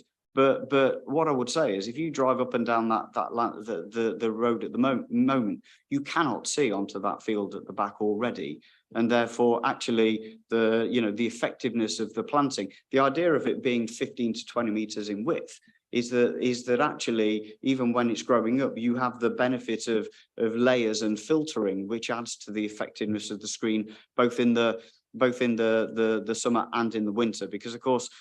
In the winter, when you haven't got the leaves on the trees, what we don't want is a single layer of conifers that are deadly effective year round, but is an alien feature in the landscape in itself. So the landscape approach has been to come up with features and native species of trees that are native and indigenous for this part of the area. And the other benefit of this is not only does it help with landscape screening, it also helps secure a meaty biodiversity net gain. Because at the moment, we've got it's in equestrian use. Those paddocks are trampled and grazed by horses. There is very little ecological or biodiversity gain with that. What we're looking at doing, yes, we will be taking up some of that for hard standing, but you have got tons and tons and tons of new effectively forest woodland belts that will be delivered over the longer term together with wildflower planting. Councillor Herring, please. Thank you. Well, you've described a little bit more about what that land to the east of the house is going to be used for. On this plan, there seems to be a sort of square right at the roadside, but I can't read what the wording is inside. But I also wanted to ask, because I presumed that the land around there was going to be used for horses. So I was going to say, what is the intention for the large stabling area and block? Because there's no access shown to any other fields. So I didn't know why that large bit of hard standing and a substantial building is there if it's not going to be in conjunction with equestrian. There's no equestrian. I mean, the existing equestrian use is the landowner's existing use as opposed to my clients. So what's the intention then for the buildings? All the buildings. Yeah, so the buildings are there to stay, to be able to use for storage to help. So I mean, the large building, what the benefit of that is that if there is the need for any maintenance, it can be done within the building rather than outside.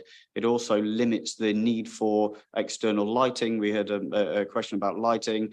What that enables them to do is to, if they did need to work on their equipment, they can work on it within the building with the lights on without the need for external floodlights or that kind of thing. Isn't that a change of use? Is that incorporated in this planning application? It is, yes. I mean, that's what everything within the red line is the change of use. It's a change of use from a mix of residential and equestrian to showman's permanent quarters.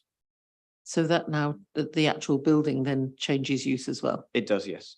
And the square bit that's the round square by bit there, that is it's described as an attenuation basin, which is for part of a wider sustainable drainage system. So it's an eco way of draining rather than just putting things in pipes and discharging. So it's flat at the moment, so that's going to be excavated, is it? It's going to be a general, yes, sort of a depressed basin, but it will be planted with wildflower. The whole thing is it serves as an overfill and then trickles down in time. Okay. Basically. Thank you, because as I say, we didn't seem to address on the site visit. We concentrated on the field at the back, and we didn't. And there's no hard standing or roads. You've said that it's going to be temporary trackways for moving the. Yes, there is no development planned in that shown or planned, and that can be just the erection and maintenance of the equipment. Yeah, as and when required. But remember, they're not going to be on the site from March to from March to November. So it's going to be in the winter, just usually. And let's be right about this. These guys work 24/7 in the travelling season. When they're back there, they'll be putting their feet up, going on holiday. The last thing they will be doing is working. They will have to do that in readiness for the season. And so the expectation is, the likelihood is, what tends to happen is the testing will be in the couple of weeks on the run up to the start of the season, so that they get their sign-offs from the HSE to be able to open and operate on site. Thank you, because I hadn't realised that the equipment would be being brought down, because obviously it's much more visible in that area than it is at the field at the back. But thank you. Councillor Russell, please. Thank you. I have a couple of queries, which is to do with the coming and going in unsociable hours in a small rural development. You said that they're not going to be returning to base, as it were, most of the time. But I would imagine that some rides are going to need maintenance, testing, fixing. Does that mean that there will be heavy duty vehicles in and out of rural roads at you mentioned 4 o'clock in the Yeah. morning. And possibly taking up a lot of space at a time when that road is going to be very busy with driving children to school because there's no walkways and pathways. Just how much traffic is there going to be in this very small area, which has got very large vehicles? Well, very, very little. I mean, the point, what I'd said previously was at the start of the season, the entire site will go off to their first event, and then they're off traveling, and that will be very early in the morning. So there won't be anybody taking their children to school at that time in the morning. In terms of any vehicles that are coming back, when they're out on the road, to the extent that something requires maintenance. I mean, again, just by the very nature of showmen, they are a master of everything. They're HGV drivers, they are showmen. They're also mechanics and are able to deal with the stuff whilst they're out on the road as well. If it was anything that they couldn't ordinarily do on site, either back at base if they were on site, or on the fairground on site, it would be a bigger job, and it would go to a proper place wherever they are. What they're not going to do with the cost of transport is they're not going to drive all the way back down here to then bring a recovery vehicle to do it. What they will do is go to the nearest place and get it dealt with there because of the transportation costs and everything else. Yes, councillor Andrew. Thank you, Mr. Chairman. Mr. Paisley, can I ask you at any point in time, how many people would you say would be living on the site? And obviously that would be during the quiet time of the season, clearly, rather than it actually being during the active time. So the residential side, effectively. Residential side. The likelihood is there will be nobody on site because they are all, they travel. There's 4 children of primary school age. There's 2 babies, but they'll be with their mum and dad. Their mum and dad, there isn't paternity leave or maternity leave. It's all hands on, and that's their livelihood for the 8-9 months of the year. So they will all be there. Mr. Scarrett and his wife are still, I'm not going to say how old you are, John, but they're still working.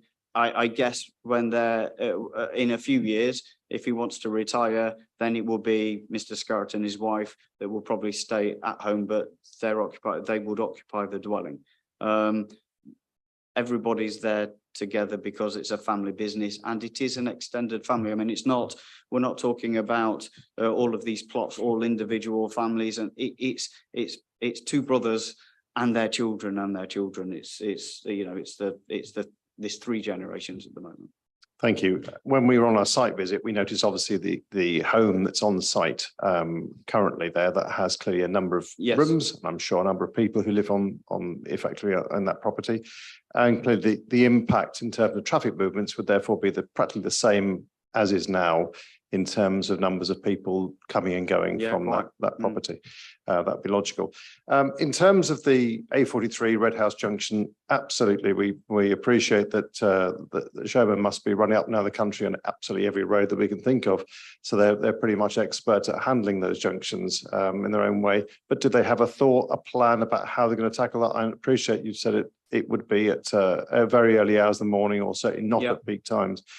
Has that been a consideration? I realise you represent the applicant, and obviously you are not the applicant. Yeah.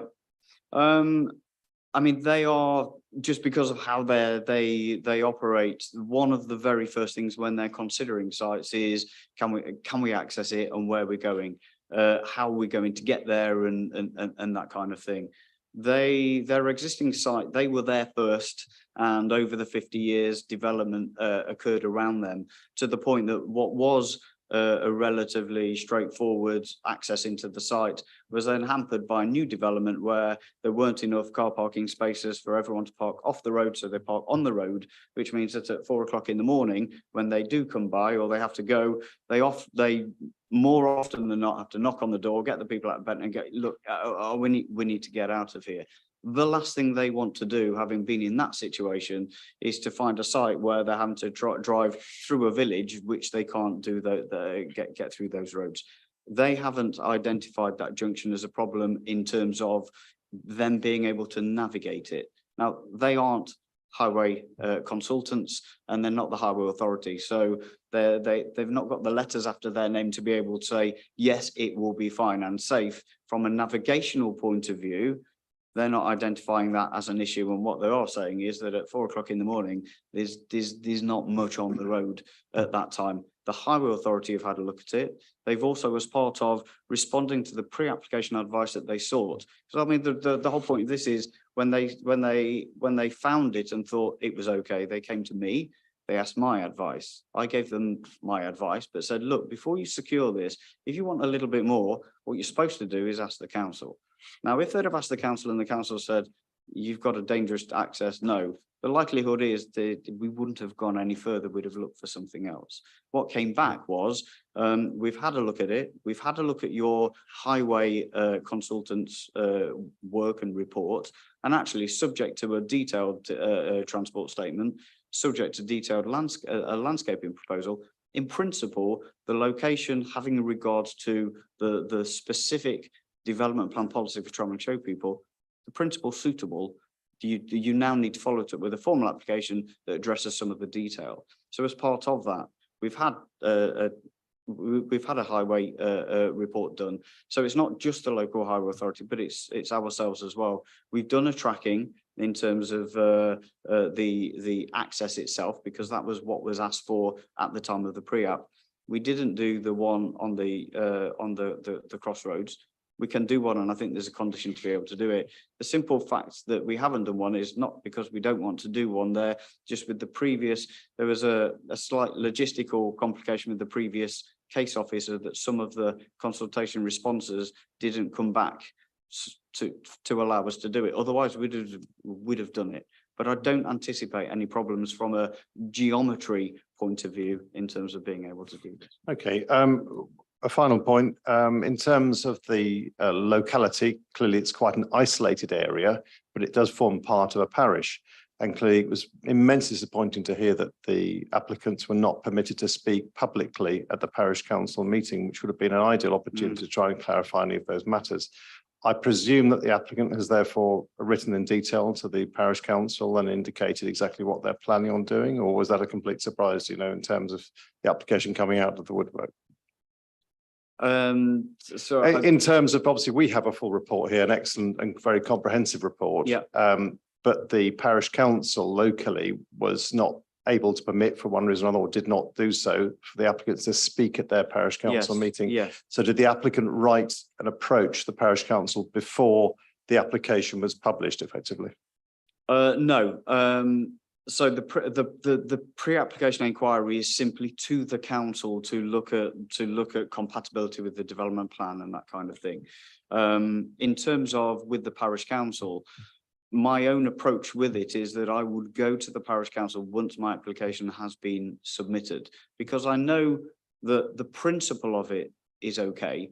And what I then do is I wait till I've got the benefit of all of the supporting information, so that you've got a full picture in terms of, because actually if you go too soon with the idea of it, this isn't my first site for a showman site, and from bitter experience that they're never very well received right at the very outset.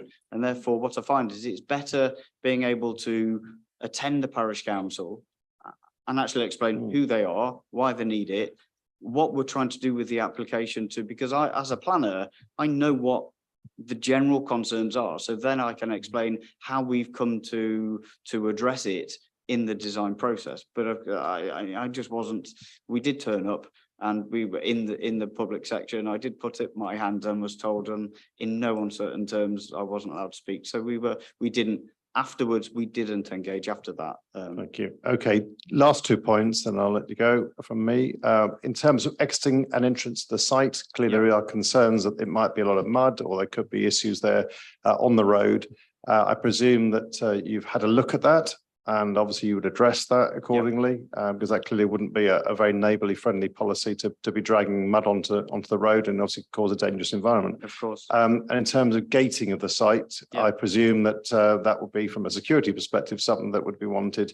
And obviously, I'm sure a local character clearly has a 5-bar gate at the moment. Yeah. That style would be something, I think we discussed it on our site visit, would be something I'm sure would be in keeping with the area.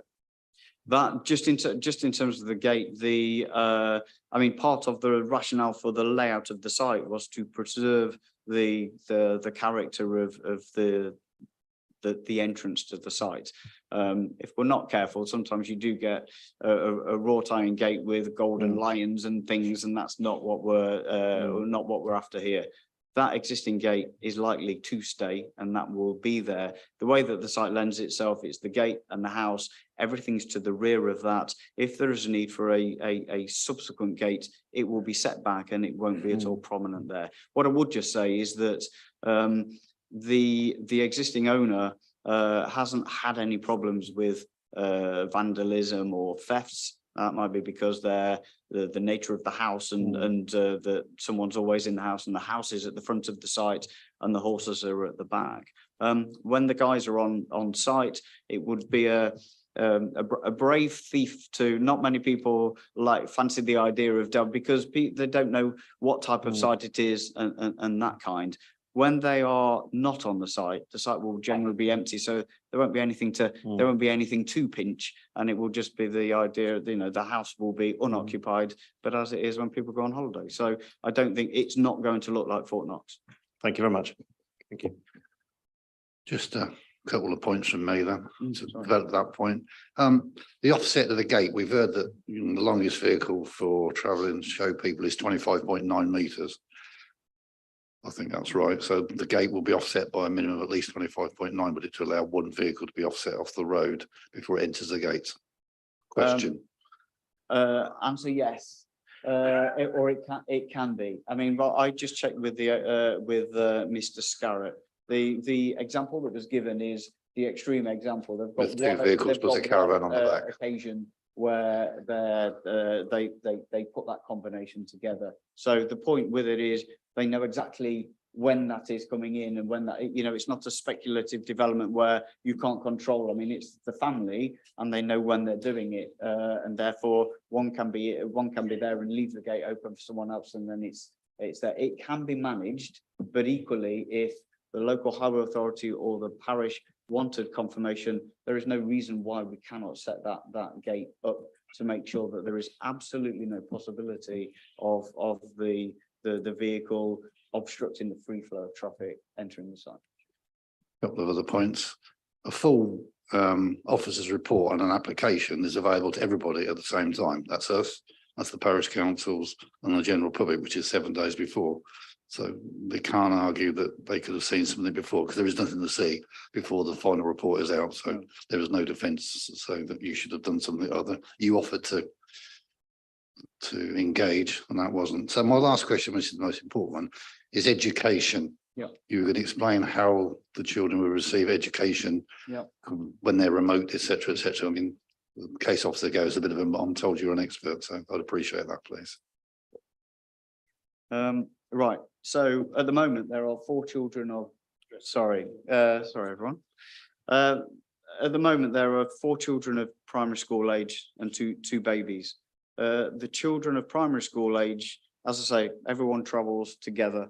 They are schooled via home or work packs, which are prepared and provided as a government-based initiative, but it's through the primary school. So at the moment, the local primary school supply and monitor, and everything's emailed back to be able to make sure that they are consistent with the curriculum. When they come back at in the winter time, and not that they have to, but because they want to, and to integrate into the community and make friends with non-traveling show people, they go to the school and do very well at school and have great friendships that way. So when they're off-site, they have work home packs. When they're back in the winter, they will go to the local school. In this instance, if we get planning consent and today, We've got 2 local primary schools, Walgrove and Morsley, and the expectation is, or the hope is, that we will be welcomed and they'll be able to do that. I guess worst case scenario is if we were turned away, we could still operate from the work home pack and continue the relationship that we had with the other primary school. Hope that answers your question more fully, councillor Stone. Any more for any more? Okay, thank you, Mr. Baisley. You return to your seat. At this point, I'll ask the 2 on my left if they want to come back any points made before we get into the debate.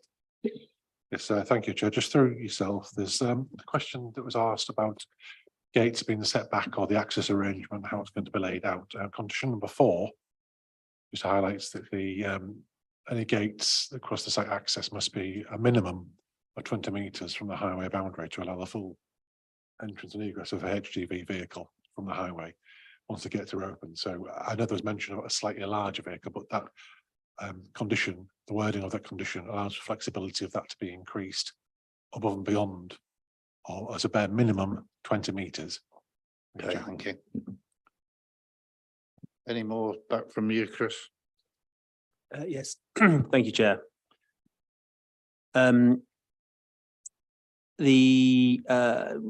Just in response to some of the parish council comments, I am aware that the parish council, Hannington Parish Council, have referenced other planning applications that have been refused. It is always the answer in planning, and I know it's frustrating sometimes, but it's material considerations. We have a tilted balance application here. There are specific circumstances which aren't replicated in these other applications. And we don't have a 5-year land supply, which invokes the tilted balance in planning terms. That being that the government expects us to give significant weight to our failure to have a 5-year land supply. We, in terms of housing, don't have to, obviously this is a housing application, but when we have a tilted balance application, which we don't, we have a 5-year land supply, we have to consider the weight to be given to the provision of housing versus the weight to be given to the local plan. In this instance, we have the same issue. Now, I think the parish council didn't allude to it, but there was an appeal, for example, for holiday lodges nearby. There's no tilted balance applied to that because that's for holiday lodges, not for a travelling show person site, which does have the tilted balance. I think I'd also just briefly cover the comments regarding the size of the village versus the size of the site. And I understand where those concerns come from, but I suppose there's also cover off that there's a spatial perception to that. It is a large site, but there are a limited number of plots on there. A village is dense urban built form. Whether it's a rural village or not, it's still dense built form. I think if we read the landscape officer's comments on this and we look at the setting of the site, it's an incredibly well hidden site, which to my mind will be relatively imperceptible, especially once the mitigatory planting has taken full effect. But when travelling along that road, I don't think there'll be a perception of a village half the size of Hannington. The perception will be one of a rural agrarian facade, a dwelling, and then behind it you have further screening where the majority of the site will be hidden. So I think it's that spatial perception we need to consider in terms of landscape impact and the actual density of what's being placed on the site. I think that's all I want to make. I think Mr. Robson would probably like me to point out as well that 1974 wasn't 50 years ago, as he was born then. So he'd point out it's 49 years, not 50. Thank you, Chris. I didn't make him aware of that, so I just want to clarify that point. Thank you, Chair. Right, so we now get to the final stages of this discussion, which is the well, we weigh up the pros and cons of this. We've been going for 2 hours. We want to take a break, grab a cup of tea and whatever, or carry on through to the debate. Do you want to carry on or? Okay, we'll continue to the debate. Who's going to open the debate on this? Rosie. I just wanted to, as you said, you weren't expecting this application to be too visible. but now I understand more about what they're doing with the testing of the equipment. If we were minded to approve this, could I ask that we look again at that condition 21 to perhaps restrict the times that the testing goes on, particularly if it's in the winter time? I mean, they're going to have to test it obviously with the fully working with all its blazing lights and tinkling music and all the rest of it, presumably for a short time to make sure everything's in order. But if that was after 4 o'clock in the afternoon in the winter, that's going to be very visible. And I just wonder whether we could restrict the times that the testing, if it's 5 days, it's between Monday and Friday, and the times between 9 and 4. Thank you, Chris? Councillor. I think that would be a fair condition. If we looked at 9 till 1600, Monday to Friday, with the reason. Otherwise, it's in danger of looking as if somebody set up a fairground. Reason to protect amenity, I think, and the landscape. I can see that working. Thank you. Right, who else wants to join in the debate? Yes, Councillor Chan. Thank you, Chair. Well, first of all, as a former member of DDC, in all honour, I've got to stand by any policies that were passed and endorsed whilst I was a member of that. And one of those apparently was the need for accommodation for travelling showmen. So I stand by that.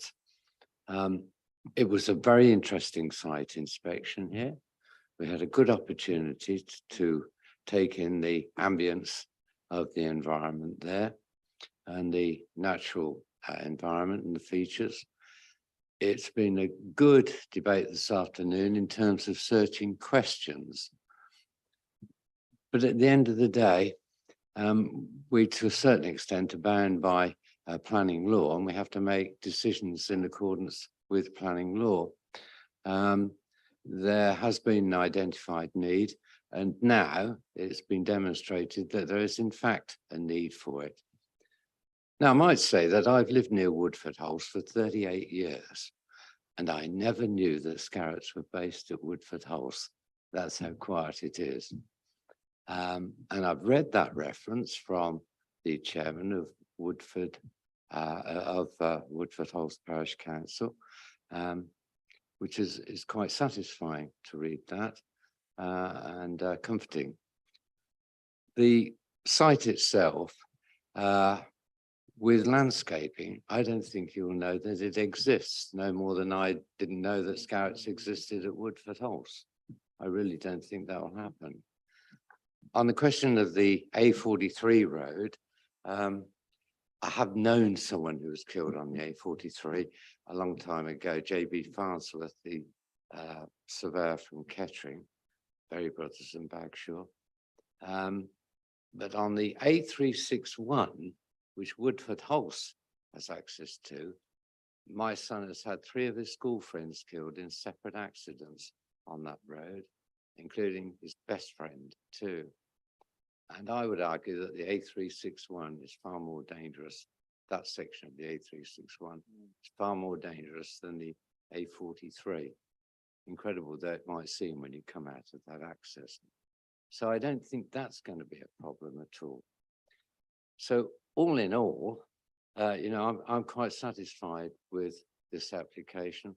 I've read the report a couple of times. It's quite full, quite comprehensive. I still don't think that's grade 1 agricultural land, but that's my opinion for what it's worth. We shall see. But anyway, I'm quite happy to go along with officers' advice and make a proposal that we go with officers' advice on this one when the discussion has taken place. Thank you, Councillor James. Councillor Chalmer, this time. Thank you, Chairman. I think it's important that members bear in mind that the way of life of travelling show people is not something with which they're very familiar, I guess, and they shouldn't forget that. It's different from what most of us enjoy, but that doesn't mean that there's anything wrong with it. Far from it. It's been made clear to us that this site will not be fully occupied for at least half the year, if not more. In my view, it's not terribly close to the village of Hannington. We've heard that there will be very, very few motions of large vehicles. And it occurred to me a moment ago that when the A43 is dual, they'll have to turn left, won't they? So the worrying point I had that I was going to seek advice on, which I think we've just heard advice from the case officer, that we are not able as an authority to demonstrate a 5-year land supply for travelling show people. If this was a housing application and we couldn't show a 5-year land supply, the local plan would be set aside. So, or at least way much less in the planning balance. So I think we'd have to bear that in mind as well. I think I heard Councillor James say that he was prepared to propose that we go with officer's advice. You didn't mention that, Chairman, but if he isn't, I am. No, I'd accept his proposal. He did say at the end of the debate, so I was going to come back to him for his proposal, and hopefully I can come back to you as a second if that's the point we get to. Right, anybody else want to debate or comment? Yes, Councillor Manners. Yeah, thank you, Chair. I mean, I agree with the two previous comments. I think the pity for me is that the planning application is for the total site, whereas if the Scarlett family's good record transfers from Woodward House to this location, if they were to go in with a smaller footprint, or if they had done that, I think would have allayed some of the fears of the local and comments from the locals. As it is, they've gone in for the full, and I accept that won't be fully developed, but the landscaping will be then developed. But a major reason that I would support this application is from a policy point of view. We don't have the supply, and we therefore, I feel, have to support this officer's recommendation. Thank you, Councillor Manners. Anybody else? Yes, Councillor Stone, please. I just wanted to say thank you to the planners and to the agent, actually, because I think we've been given the hugest amount of really important information, and it shows to me, you know, the depth that people have gone to make sure that this is an appropriate application and an appropriate development.